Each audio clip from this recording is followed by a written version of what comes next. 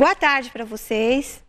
É um imenso prazer estar com vocês na tarde de hoje aqui no TV Mulher. No programa de hoje, falarei sobre o câncer coloretal na mulher. Vocês devem estar se perguntando, por que é que uma ginecologista está falando de um câncer da especialidade da gastroenterologia? A resposta é simples. É porque o ginecologista acaba sendo o clínico geral da mulher, uma vez que ela vai rotineiramente às consultas ginecológicas e é aí que o ginecologista vai atuar como clínico geral, observando se algo não está normal e se não for da sua área de atuação, ele vai estar encaminhando a paciente ao especialista, a fim de uma avaliação mais profunda. O câncer coloretal é um problema de saúde pública no Brasil, e no mundo também, mas ele está aumentando em proporções assustadoras, tanto no homem como na mulher. Aqui no Brasil, estima-se uma média de 150 mil casos por ano. No mundo, o câncer coloretal é o segundo em número de casos e o segundo câncer que mais mata as mulheres. Em números, só perde para o câncer de mama. Então, aqui nessa figura, para vocês entenderem de que tipo de câncer que a gente está falando. Esse aqui é o intestino grosso, que é o cólon. Aqui é o reto, e essas alças mais fininhas e o duodeno fazem parte do intestino delgado, intestino fino. Quando eu estou falando em câncer coloretal, é o câncer do intestino grosso e do reto, certo?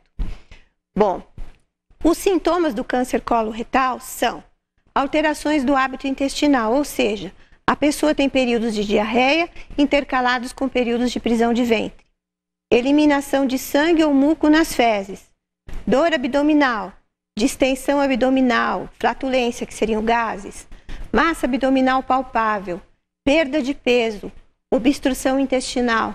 E agora uma coisa importante, aquelas pessoas acima de 45 anos de idade que começam a ter anemia, é importante também que a gente pesquise esse tipo de câncer.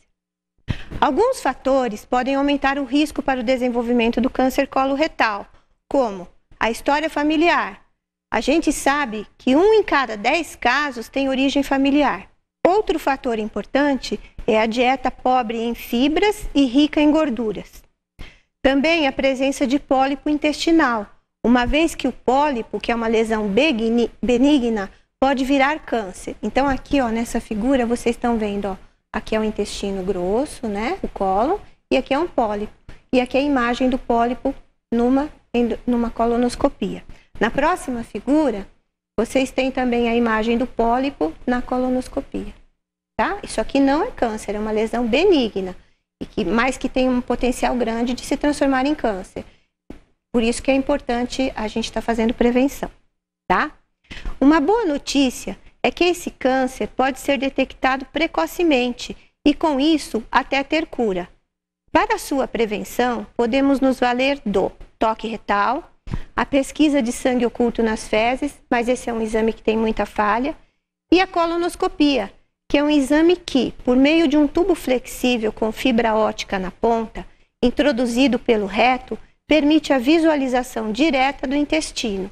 Então aqui, ó, vocês estão vendo, através do reto é colocado o tubo que entra dentro do intestino e aqui o médico tem uma visão direta, aqui no caso ele está vendo um pólipo.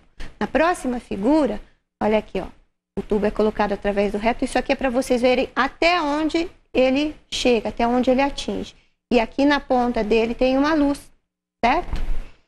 Bom, a colonoscopia é o principal exame para o rastreamento, uma vez que além de permitir o diagnóstico, ela também pode fazer o tratamento, pois quando se observa um pólipo e o retiramos, por ele ser uma lesão pré-maligna, já estamos tratando e com isso curando. Então aqui, ó, vocês podem ver, ó, aqui é o aparelho da colonoscopia, o tubo, e ele tem uma alcinha na ponta onde ele tira a lesão. Na próxima figura, também, olha, é o tubo, a alcinha na ponta, e com essa alcinha ele puxa e tira o pólipo. Com a colonoscopia, nós também podemos fazer biópsias e estadiar, ou seja, ver o quanto a lesão se espalhou, quando estamos frente a um caso de câncer. Quando nós médicos falamos em colonoscopia, muitos pacientes fazem aquela cara feia, não estando a fim de serem submetidos a esse exame chato, segundo eles. E também porque não estão sentindo nada que justifique para eles a realização desse exame. Vejam bem, a colonoscopia aqui está sendo pedida como prevenção, mesmo que o paciente não tenha sintomas, uma vez que muitas vezes, quando surgem os sintomas, já não poderemos mais falar em cura. Outro fator que muita gente fica meio assim para fazer o exame é porque tem gente que acha que o exame dói e que é desconfortável.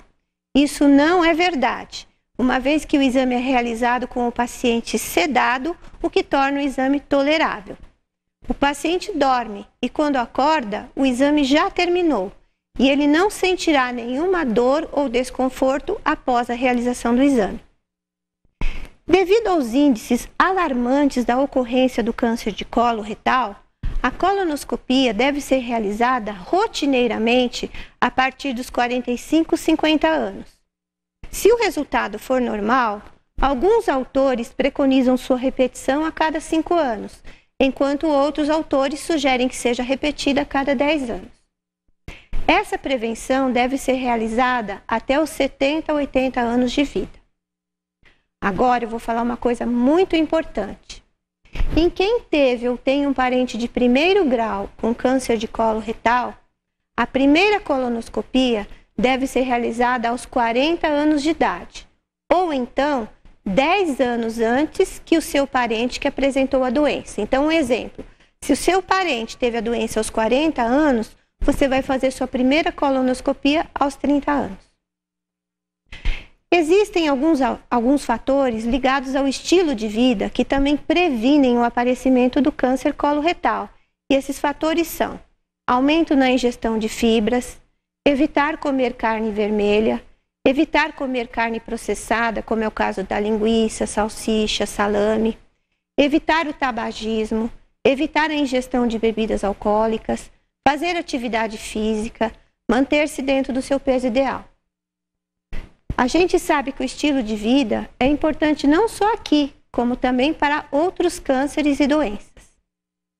Agora, uma dúvida que me perguntaram outro dia.